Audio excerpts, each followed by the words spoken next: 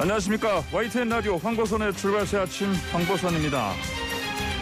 여중사의 죽음 후 열흘도 더 지나서야, 그리고 사건 발생 3개월 만에야 강제추행 가해자가 구속되고 지휘라인 책임론 나옵니다. 이 성폭력을 당한 여군의 호소가 묵살하고 무마하고 회유하고 은폐하려는 군의 고질적인 병폐에 막혀서 피해자의 죽음으로 끝이 나는 일이 또 반복된 것이죠. 이 문제 3부에서 전문가들과 자세히 짚어보겠습니다. 정치권은 윤석열 전 검찰총장의 국민의힘 입당 가시화하고 제1야당 당권 레이스는 흥행가도 달립니다. 조국 전 장관의 회고록이 나왔고 송영길 민주당 대표가 사과하고 전국민 대상 5차 재난지원금 가속화합니다. 이런 모든 여권, 야권 움직임은 내년 대선과 연결되어 있습니다. 잠시 뒤에 서른 민주당 의원, 이재호 국민의힘 상임고문과 함께 자세히 판세 정리해보겠습니다. 2021년 6월 4일 금요일 YTN 라디오 황보선의 출발새 아침 시작합니다. 네, 한국 정치를 풀어내는 토론사이다. 여의도 중계석 시간입니다. 여의도 정치 상황을 다선, 고참, 중진의 관록으로 명쾌하게 풀어주실 두 분 함께하겠습니다. 먼저 더불어민주당의 서른 의원님 안녕하십니까? 네, 민주당의 서른입니다. 반갑습니다. 네, 반갑습니다. 자, 그리고 국민의힘 이재호 상임고문님 안녕하십니까? 네, 안녕하십니까? 안녕하십니까? 반갑습니다. 자, 먼저요, 그 송영길 민주당 대표가 이제 당내 뭐 여러 목소리, 반대 목소리도 무릅쓰고 이제 사과를 했는데 조국 사태 관련해서. 근데 그 안에 나온 이제 발언 그 가운데 이제 윤석열 전 총장 측 변호사가요. 자, 돈 없는 언행이다.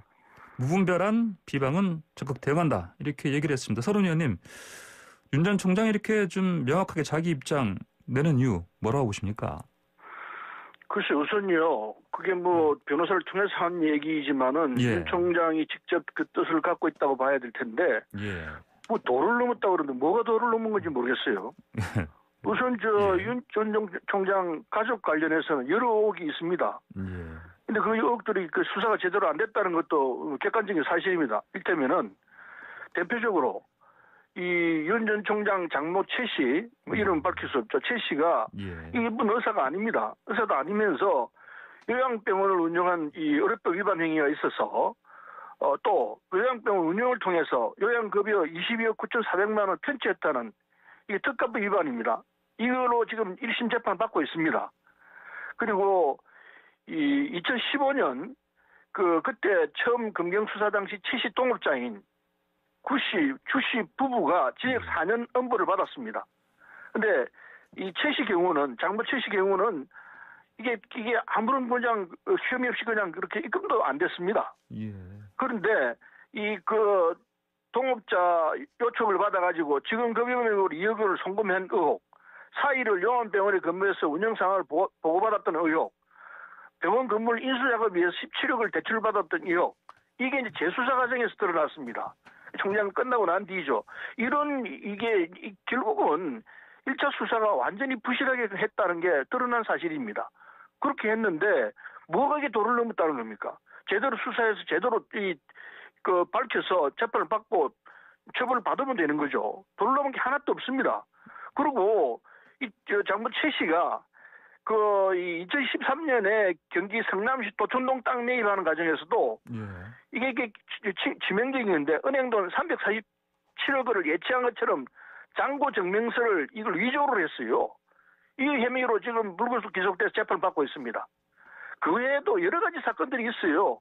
근데 장모는 너한테 피해 준 거 하나도 없다고 그러는데 그 얘기는 정말 잘못된 얘기예요. 장모가 지금 진행되고 있는 재판만 하도록 여건이 있습니다. 근데 여기서 만일에 유죄로 나오면은 뭔 소리를 하려고 그러는지 그런 얘기를 하는지 참 이해할 수가 없어요. 예, 알겠습니다. 자, 이재호 고모님께서는요. 송 대표의 발언 속에 지금 이제 윤 전 총장 측 변호사의 말대로 도를 넘은 측면들 있다고 보십니까? 예.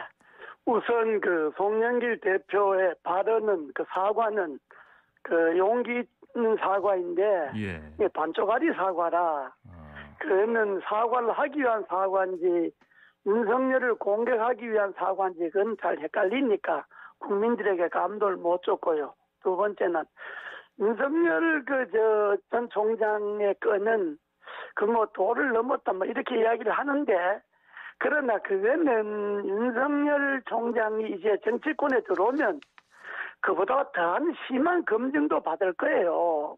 그보다 그 정도 정치하면서 그 정도 공격 갖고 도 넘었다 그러면 정치하지 말아야지. 그리고 어디까지나 그건 장모 이야기잖아요. 예. 결혼하기 전에 장모 이야기인데, 예. 여당이 좀 옹졸스럽게 무슨 이제 정치하려고 하는 윤 총장에 대한 감정은 알겠는데, 장모 이야기 갖고 세상을 떠들썩하게 한다는 거는 그건 좀 제가 볼 때는 여당으로도 좀 예. 여당이 잘 쓰는 좀 좀스러운 이야기죠. 예. 그런 건 그렇게 바람직하지 않습니다. 네, 알겠습니다. 네, 이런 얘기 하고 싶진 않은데 맞는 말씀입니다. 그런데요, 윤석열 총장 당시에 조국 장관에 대해서는 조국 장관 부인, 아들, 딸, 그 어머니, 아버지, 그리고 동생, 온 집안을 그냥 탈탈 털었잖아요.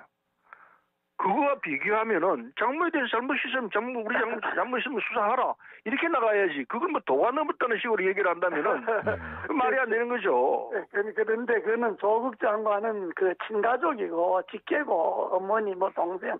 그러나 윤석열 총장 한 달이 건너서 장모 이야기 아닙니까? 우리 다 잘 알지만은 장모 이야기고 결혼 전의 이야기인데, 그러나 그런 것도 가족이니까 검증을 당하고 공격을 받으면 떳떳하게 아니면 아니라고 해명하면 되지만은 정치권의 여야 공격하는 걸 갖고 도 넘었다 이렇게 이야기하는 검사식 발사이죠.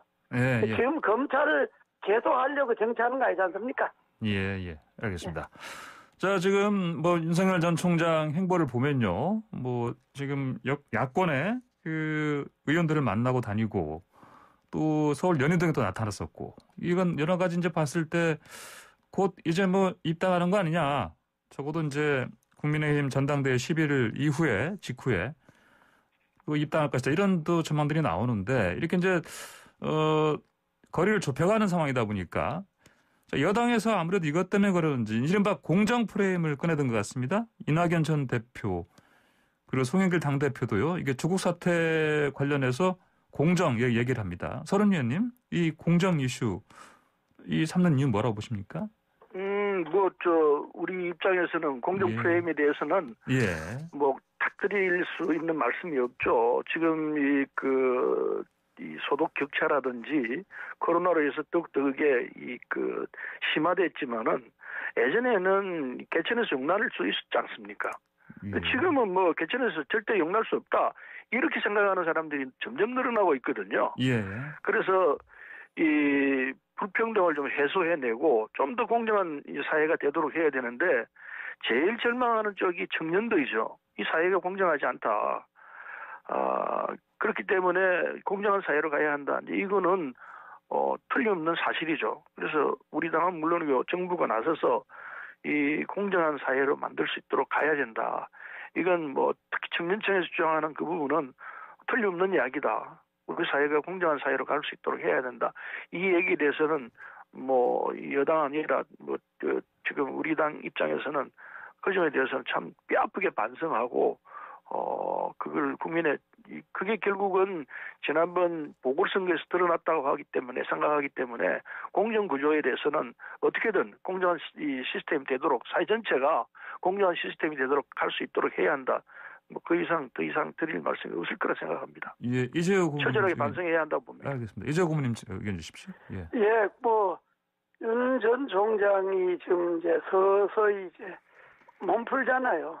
그리고 그동안에 이제 공부한다 그랬으니까 이제 공부 어느 정도 이제 했으니까 이제 세상 물정 좀 알아보러 이제 다니는 건데, 그건 언론은 시끄럽게 하지만 그건 정치인에서 그렇게 대수롭지 않는 거고, 그러니까 정치하려면 여기저기 만나고 이 사람 저 사람 만나고 다녀야 되는 거니까, 그건 그렇게 크게 우리로 봐서는 대단스러운 건 아닌데, 다만 이제 윤 총장이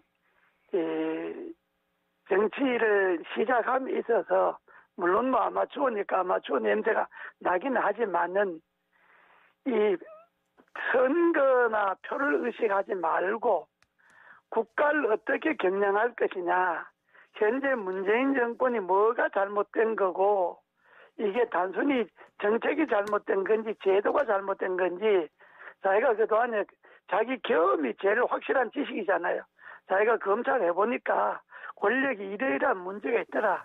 이런 제도는 이렇게 고쳐야 되겠다든지 뭐 이런 좀 큰 걸 갖고 좀 이렇게 접근하고 의원들 만나고 그래야지. 국민의힘 야당 들어가는 거야. 뭐 야권 후보로 나가려면 당연히 야당 들어가야지. 본인이 정당 만들긴 지금 늦었잖아요. 그럼 뭐 국민의힘 들어가는 것도 그런 거 당연한 거고. 그러니까 정치적 이야기도 좀 큰 이야기를 갖고 해야지. 대권 후보가 뭐 다잘구레 한 뭐 그런 정치적 일상사 갖고 자꾸 언론에 나는 거는 그렇게 뭐 도움이 안 될 겁니다. 예. 네, 저도 뭐 전적으로 동의하는데요. 예.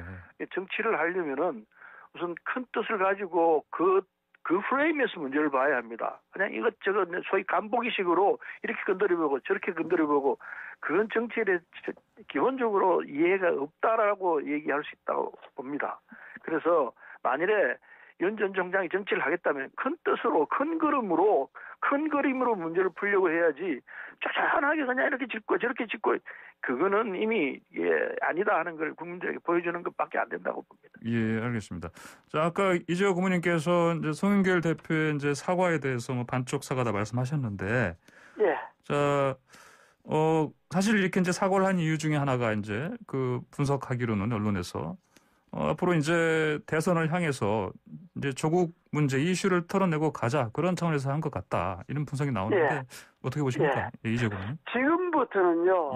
이게 선거가 한 10달 정도 남았지 않습니까? 예. 지금부터 여야 지도부가 하는 언행은 다 선거와 연관된다고 봐야 합니다. 예. 청와대에서 말하는 말 한마디 한마디도 그러고 여당 대표가 말하는 것도 그러고 다 선거와 연관되어 있다고 봐야 되고 야당도 마찬가지인데 야당 지금 뭐 전당대회 하느라고 정신이 없으니까. 근데 송영길 대표가 제가 왜 그렇게 봤냐게 되면 조국 문제에 대해서 당에서 사과를 하려면 군말을 붙이면 안 됩니다. 이건 조국과 그 가족이 한 그 행태에 대해서 국민들에게 실망을 줬다. 당으로서 잘못했다. 사과한다. 막 이렇게 끝내야지. 거기 뭐 이건 저렇고 저건 저렇다 토를 달면 국민들이 그게 깨끗하게 안 받아주죠. 그러니까 조 대표가 선거를 의식해서 송 대표가 선거를 의식해서 사과는 하긴 했는데 뭐 억지 추냐의 객이다. 이렇게 안 보겠습니까? 예. 앞으로 사과를 뭘 하려면 좀 화끈하게 하고 국민들이 마저 시원하다 이렇게 해야지. 여당 대표가 뭐 짜잘하게 무슨 사과도 아니고 하는 것도 아니고 안 하는 것도 아니고 그렇게 하면 되겠습니까? 예, 알겠습니다. 서른님께서는 어떻습니까? 송영길 대표의 사과 일단 사과 내용 가지고 또 뭐 말씀을 하시는데 저는 뭐 이 송영길 대표 입장에서는 그 정도 사과는 국민들에게 여당 대표가 저렇게 사과할 정도면은 그 뭐 대단히 잘했다 이렇게 얘기를 하지 저게 뭐 쪼잔하다 그렇게 볼 거라고는 생각하지 않습니다. 어쨌든 조국 장관 부분에 대해서는 우리 당이 이제 조국 장관이 했던 행위에 대해서는 더 이상 우리는 관여하지 않는다. 이런 입장을 국민 앞에 내세운 것이기 때문에 그렇게 정리를 해야 되고 됐다고 생각합니다. 그 사과는 정확히 사과를 했기 때문에 이제는 뭐 조국 장관도 그렇게 했죠. 나를 바꾸고 가라 그렇게 얘기했으니까 발등 안 발등 그건 상관없이 조국 장관이 했던 행위로 인해서 우리 당이 더 이상 이제 상관되지 않겠다. 이 입장은 분명히 밝힌 선언이라고 봐야 할 거라고 봅니다. 예, 알겠습니다. 조국은요. 지금 이제 송 대표가 그렇게 이야기하면 그냥 입을 다물고 가만히 있어야지.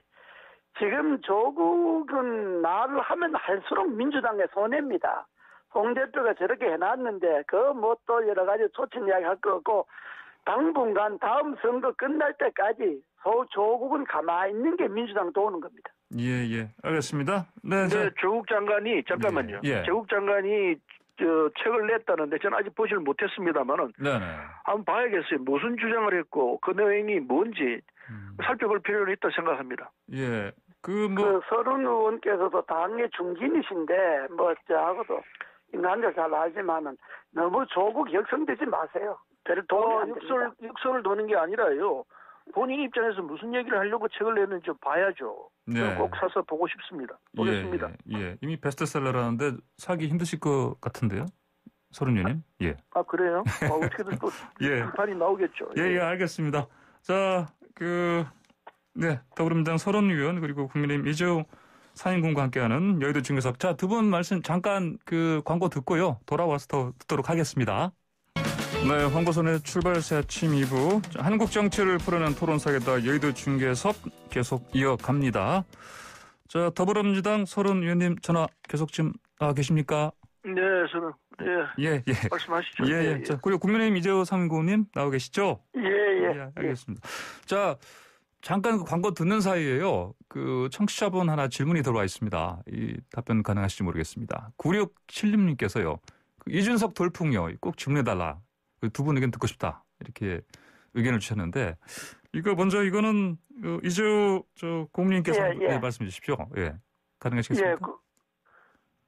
이준석 돌풍이라고 이제 언론에도 보도하고 그러는데 사실상 우리 정치권에서 30대가 야당의 대표를 출마해서 선두를 어떻든 여론조사상에서 지금 선두를 달리고 있다고 하는 거는 돌풍 맞습니다. 네. 그런 돌풍 여야를 넘어서서 정치권에서 상당히 신선한 충격을 봐야 안 되겠습니까? 그러니까 본인이 자격이 있고 없고 똑똑하고 안 똑똑하고 이런 거 제쳐두고라도 일단 30대 청년이 제1야당의 당대표를 출마해서 상당히 여론의 지지를 받고 있고 하는 것은 정치권에서 신선한 충격을 봐야죠. 예, 서른 의원님, 여당에서는 부러워하는 시선이다 이런 얘기 많이 나오는데 진짜 그렇습니까?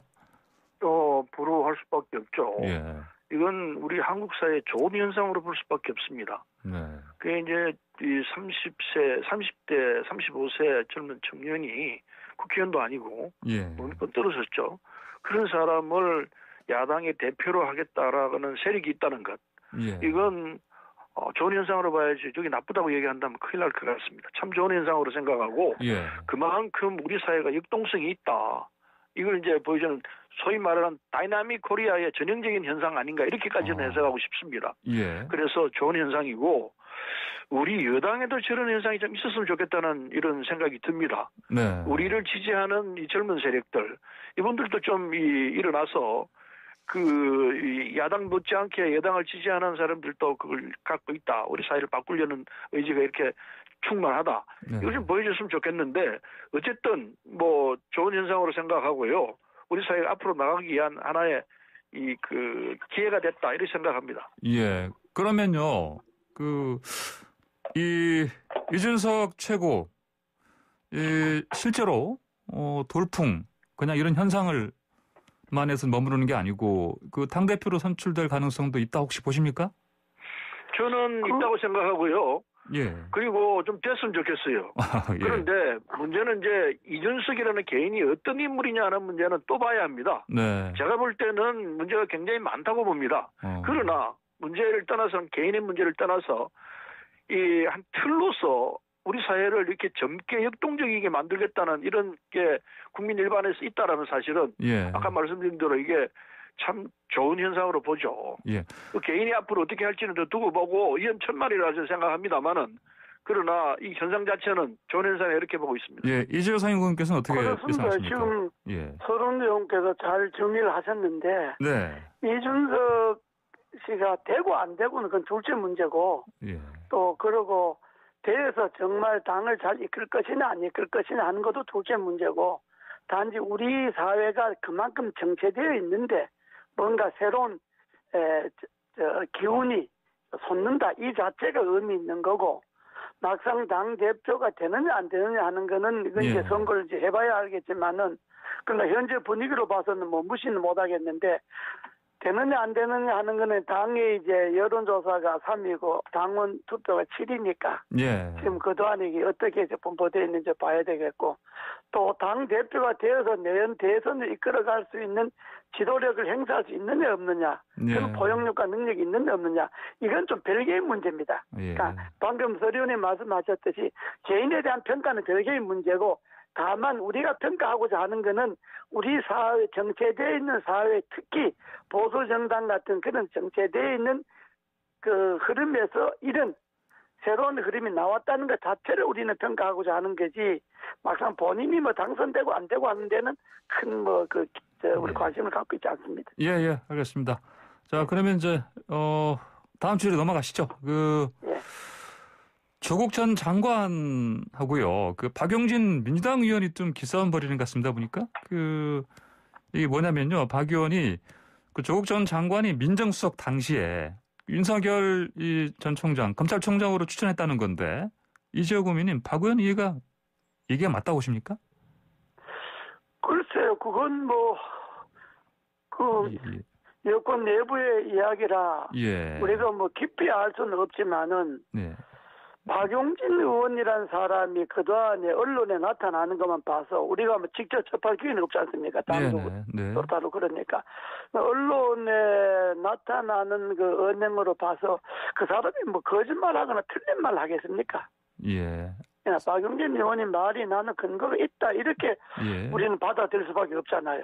그리고 조국이 전 장관은 그동안에 이제 나타난 언행으로 봐서 조국 장관은 무슨 말을 해도 지금 국민이 잘 안 믿는 그런 현상이죠.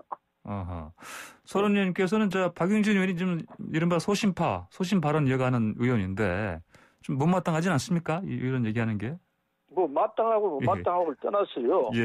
지금 조국 장관 소위 말해서 책임론 비슷한데 이걸 가지고 얘기할 땐가 이런 생각이 들어요. 그리고 말하자면 또 한솥밥은 먹었다고도 볼 수 있는데 여당과 이 집권 정부와 같이 있었던 처지인데 지금 와서 그걸 가지고 인사검증을 잘했니 못했니 이렇게 따지는 거는 제가 볼 때는 참 이게 엉뚱하다 이런 생각합니다. 지금 때가 이게 물러난 사람에 대해서 인사감정 책임을 좀 얘기할 때도 아니고, 그리고 조국 장관하고 박용진 의원하고 서로 왈가왈부할 처지도 아닌 상황인데 이런 게 지금 방송에까지 얘기가 됐다는 게 좀 무서워요. 알겠습니다. 그나저나 박용진 의원 얘기 나왔으니까요. 박 의원도 지금 대권 사실은 선언을 한 지가 좀 진작했으니까 대통령 감으로서의 인물평 좀 해주십시오. 먼저 서른 의원님. 가능하시겠습니까? 그런 선언을 했습니까? 진작에 이제 공식 출마 선언은 아닌데, 자금 본인이 하고 싶은 대로 하는 거죠.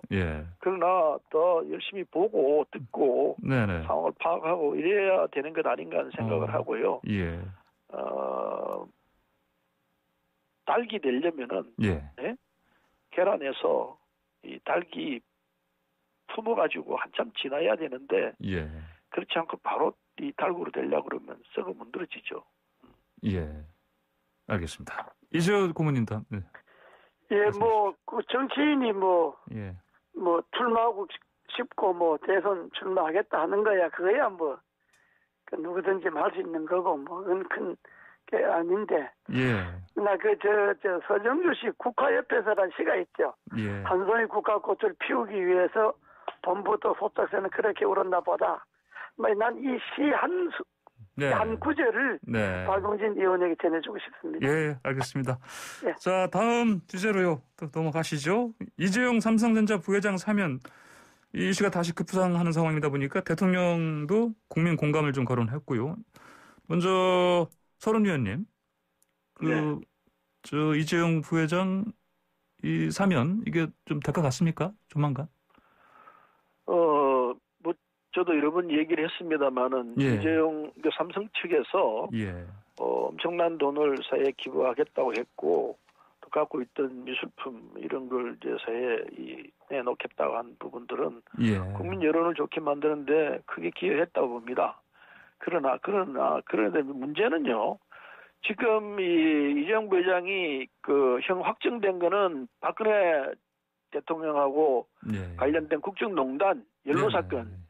이거는 지금 형이 확정돼 있습니다. 그렇지 진행을 살고 있는데 이거 말고 외에도 삼성물산 그 불법 합병 그 분식회계 이걸 현재 형사재판을 받고 있습니다. 그러니까 지금 다른 형사재판이 진행 중인 이런 상황인데 먼저 판결 확정된 사건 그러니까 이제 박근혜 국정농단 그거에 대해서 사면을 한 전례가 있는가 모르겠어요. 그런 일은 없는 걸로 알고 있습니다. 그러니까 진짜 이재용 그 부회장을 위해하는 상황이라면은 사건 다 끝나고 난 뒤에 다른 행사조건 다 끝나고 재판 다 끝나고 형 확정되고 난 뒤에 그때 한꺼번에 무슨 뭐 사면하든지 복권하든지 해야지. 지금 이 상황에서 이거 하고 또 다음에 또 복권 사면할 겁니까? 그건 아니잖아요. 따라서 사건이 다 정리될 때까지는 기다려야지. 지금 벌써 사면 얘기하는 거는 제가 볼 때는 우물 가서 숭늉내나라는 거 비슷해요.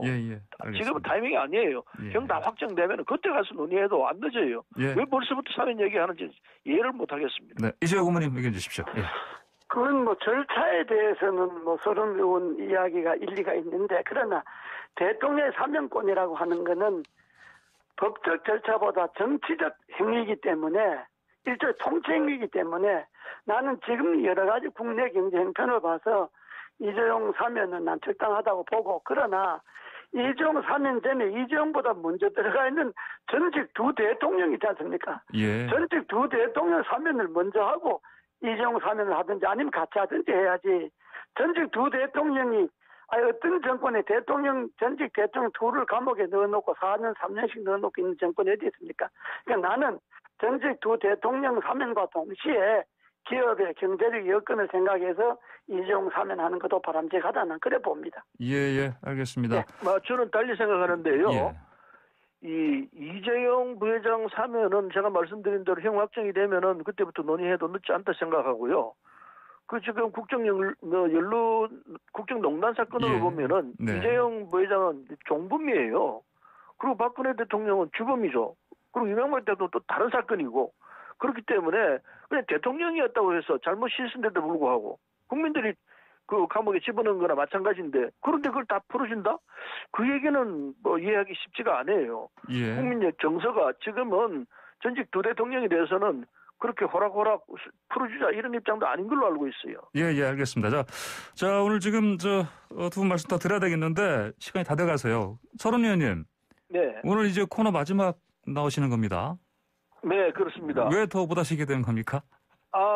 뭐 저랑 대응할 수 있는 야당 의원들도 안 계신 것 같고 뭐 필요하면 또 나올 수도 있겠습니다만은 그러나 이제 좀 정돈을 하고 아까 말했듯이 이준석 사태도 나오고 젊고 유능한 사람들이 많이 있습니다. 이런 분들이 좀 나와서 우리 사회에 활기를 줄 수 있게끔 이렇게 좀 진행을 해야 될 거 아닌가 하는 생각에서 나도 이제 좀 쉬어야겠다 이런 생각을 하고 있습니다. 아니 여당에서 뭔가를 하시려는 거 아닙니까? 그게 아니라? 뭐 그런 것도 있습니다. 뭐 하시려는지 말씀해 주시면 안 되나요? 다음에 말씀하겠습니다. 알겠습니다. 긴 시간 오랫동안 청취자들과 함께 하셨는데 그래도 마지막 인사 좀 해주십시오. 네. 이 YTN 라디오를 통해서 그 국민들에게 제가 하고 싶은 일도 전하고 또 국민들이 듣고 싶어하는 얘기를 잘 전달했는데 뭐 국민들이 보시기에는 미흡한 점이 많았으리라 생각합니다. 앞으로 더욱 정진해서 좋은 정치인이 될 수 있도록 노력하도록 하겠습니다. YTN 라디오가 더 많은 애청자가 늘어나기를 기대합니다. 알겠습니다. 감사합니다. 오늘 이재호 국민의힘 상임고문님 말씀 잘 들었습니다. 자, 오늘 서른 더불어민주당 의원 그리고 이재호 국민의힘 상임고문과 함께한 여의도 중에서 여기서 마무리하겠습니다. 네, 한 곳은 주말새 아침 2부 마치고요. 잠시 뒤 8시 정각에 3부로 돌아오겠습니다.